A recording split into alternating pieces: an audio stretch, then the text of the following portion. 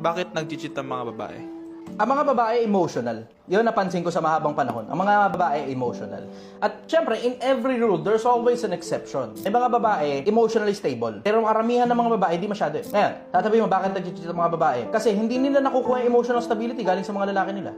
Hindi nila nakukuha yung emotional stability galing dun sa mga kasama nila sa buhay. So kung hindi nila nakukuha yung emotional stability, hindi nila nakukuha yung financial stability at lahat ng stability na kailangan nila galing dun sa lalaking napili nila, hahanap sila ngayon ng iba. Hanap sila ngayon ng iba. Eto ang mabigat. Alam mo sa mga babae, kung nandun ka na doon sa ganung punto, edi makipag-iwalay ka na lang, hanap ka iba. Palagay mo, hindi ba naman yun ang pinaka-the best sa'yo, diba? Alam mo, hindi kasi normal na ang mga babae nag-cheat eh.